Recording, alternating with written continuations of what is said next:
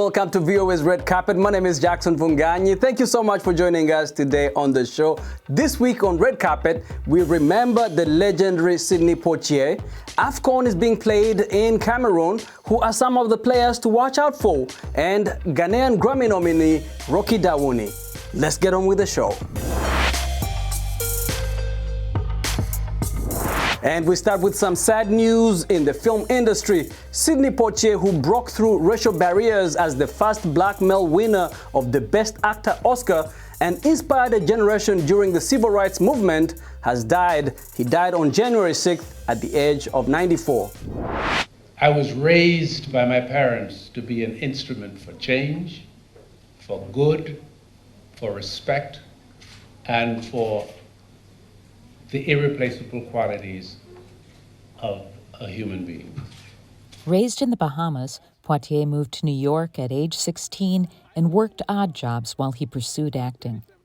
He won his history-making Oscar for Lilies of the Field in 1963. It was a comedy drama in which he played a roving handyman whose outlook in life changes after he helps nuns build a chapel.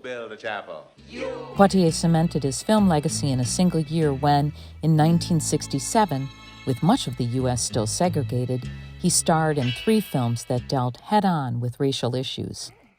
In Guess Who's Coming to Dinner, he played one half of an interracial couple. As Virgil Tibbs in the Heat of the Night, he played a black police officer confronting racism during a murder investigation. What do they call you up there? They call me Mr. Tibbs. And in To Sir with Love, he played a teacher of unruly white working-class kids in London.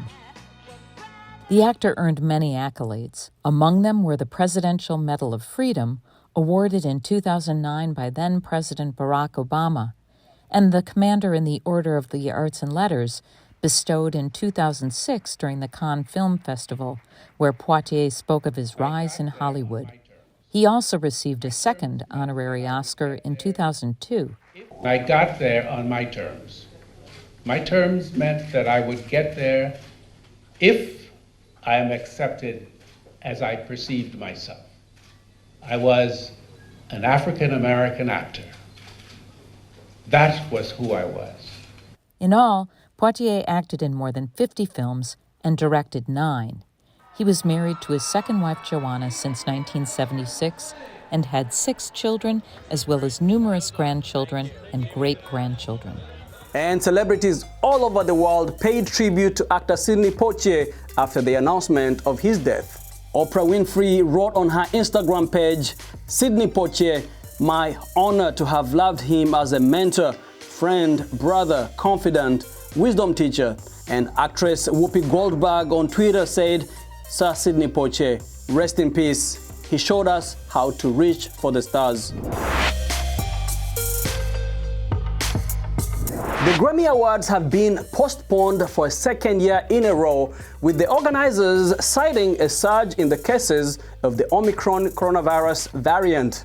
Organizers had hoped for a return to a more traditional celebration, complete with a large audience inside the former Staples Center, now called the Crypto.com Arena. Last year's celebrations were held in March instead of January and featured a mix of pre-recorded and live segments in front of a small socially distanced crowd. But the Grammys were not the only awards event disrupted by Omicron. The Sundance Film Festival is going virtual following a cancellation of in-person events, while the Critics' Choice Awards has been postponed with no new date scheduled. Hollywood has to be really careful with, if they're trying to bring back award season, they can't look like they don't care. They can't look like they're not, have the empathy for all the suffering that's going on out there. So I think if, they sort of take a few steps back with a bunch of these award shows, it's okay, and then really celebrate at the Oscars, I think they could be forgiven. We spoke with Tolumide, a Nigerian-Canadian artist based in the DC area who has submitted her songs to the Grammys and explains to us how it works. I got to go to the Grammys Awards for 2020, and it was such an amazing experience. Amazing just to be in the midst of so many wonderful talents. So the way the Grammys works is they have what you all see on TV, but then they also have on Prime TV during the prime hours. But then they also have the pre-telecast of all the awards that are not shown during the live show. And so I got to attend that, and that was wonderful. I also got to go to the party they had after the event, which was amazing. For me, it was just an amazing time to network, to celebrate with all the nominees and winners, and be part of this amazing music night. That year, I did enter in my project Mama Sunshine, the album, and it made it to the first ballot.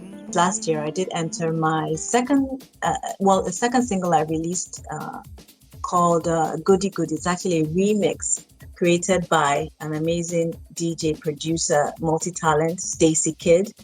And it's from a song that is actually written for my full-length album, which I've entitled Suya Soul. And Suya Soul, I hope to release this year, and certainly enter it into the next Grammy Award season. So I'm excited. Goody Goody was received very well. What touched me so much was a group of Japanese kids that used it for their dance workout session.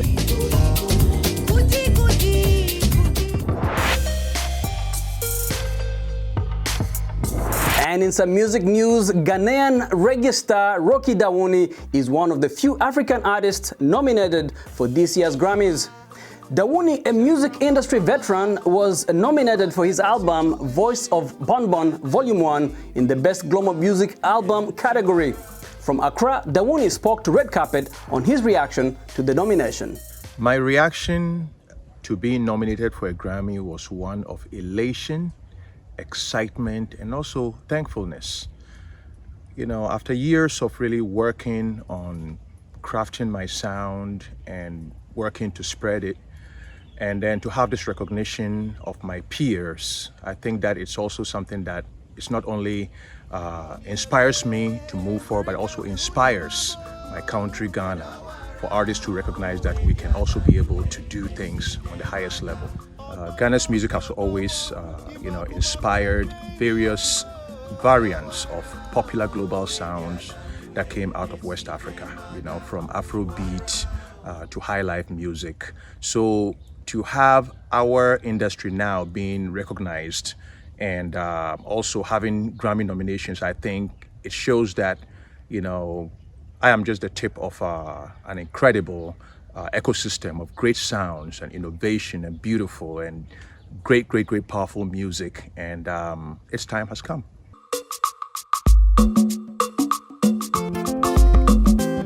My new video, Wara, and how the high life sounds of it has inspired the Afrobeat genre.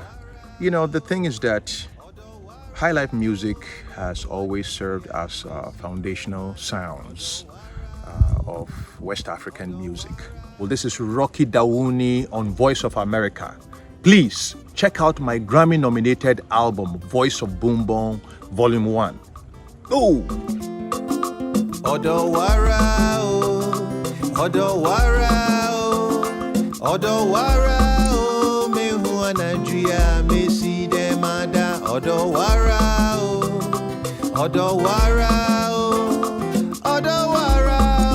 me who Nigeria, me see them ada. Fred Ebami is a French artist of Cameroonian origin. He started his paintings by practicing as a child on the walls of his mother's apartment in Paris. His world is a mix between Basquiat, Andy Warhol, Liechtenstein, and Oliviero Toscani. Since his highly regarded exhibition in Nigeria, the 40-year-old Ebami has been overwhelmed by requests for interviews and canvases. Our correspondent Ekia Badu interviewed him in Paris. Check it out. Inspiration is in my craft. It's about tradition and modernity, but messages as well. The way I am today is because people before me went through a certain path and they inspired me. You can emphasize your story. You can build a movement, a positive movement. The way and the where I am today is a mix of dream and a mix of something I work for. At the beginning of my career, I couldn't expect to be halfway where I am today. So it's a dream. It's a dream come true.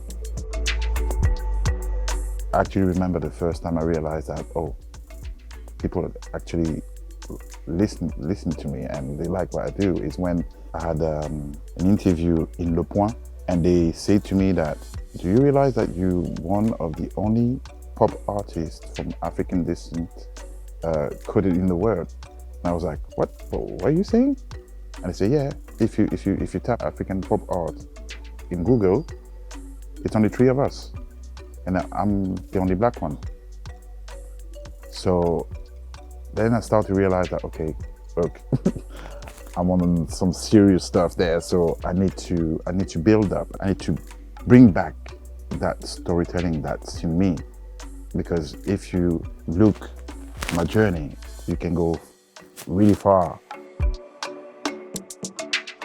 The people who love my art, they got every colors. They come from everywhere. India, Asia, South America, Africa. In the near future, I got a graphic novel coming out in May this year. I have an exhibition, first exhibition of 2022 with Little Africa in February. But I'm working on being the first one to exhibit in Mars. On Mars, because Mars is the month. On Mars, the planet.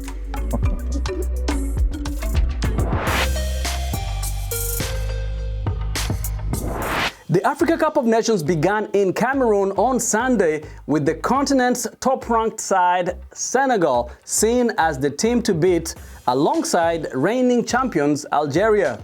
Who are some of the players to watch out for?